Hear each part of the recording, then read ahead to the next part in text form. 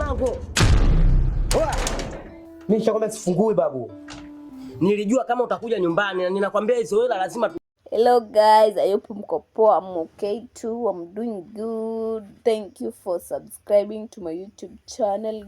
When you just subscribe, please hit that subscription button to subscribe. Okay guys, so mnawapenda sana returning subscriber. Thank you so much. Thank you so much. Continue subscribing, continue liking and sharing my video. Comment my video. Anything you feel to comment. Any video you want us to do, comment.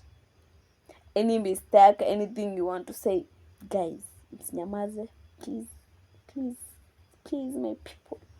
Karibuni sana, na leo video yetu inaanza hapo. Kuna vijana wawili mapacha wameokota pochi njiani wakiwa wanatembea kuelekea nyumbani.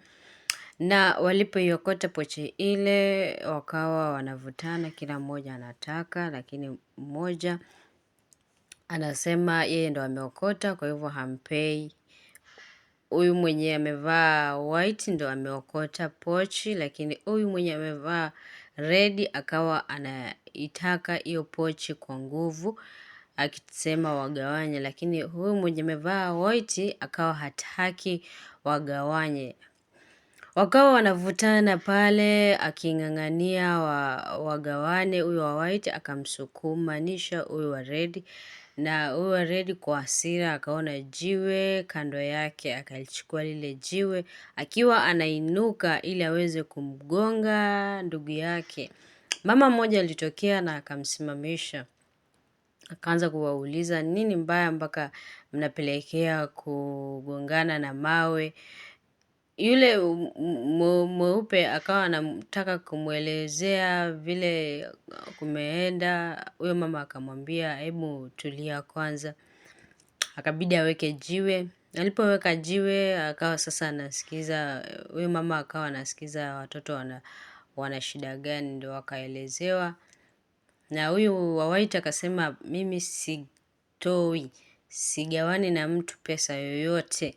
Hii pesa nimeokota mimi na simpa mtu. Huyu wa red akawa na hasira kweli, akamwambia utanipatia hiyo pesa, lazima utanipatia pesa, tumeokota wote. Sasa ile wanagombana, yule kijana amevaa red akachukua mawe akitaka kumgonga ndugu yake. Yule mama akamwambia hapana. Yule kijana yule amevaa white akakimbia. Alipokimbia yule mama na huyu kijana mwingine aliyevaa red wakabaki wamesimama, na akabeba ile jiwe akimfuata mwenzake nyumbani. Akiwa njiani alisimama na kuiangalia ile jiwe na akasema leo naenda kumuua, hawezi, lazima tugawane hiyo pesa, na kama hataki tugawane na muua. Alipofika nyumbani ndugu yake alishtuka, maana alikuwa ameketi. Alishtuka sana kuona ndugu yake amemkujia na mawe. Alishtuka sana, na ndugu yake alipoona ameshtuka akamrushia ile mawe, akakimbia akaingia ndani. Mpaka kipindi kingine tutakapoendelea kuliendaje. Je, waligawanya zile pesa ama hawakugawanya? Tutaelewa baadaye. Usikatae kusubscribe, usikatae kufinya notification bell ili uweze kujua next yalikuwaje. Thank you. Fungua mlango. Oa. Mimi nishakwambia sifungue babu. Nilijua kama utakuja nyumbani na ninakwambia hizo hela lazima. Bye. Love you so much.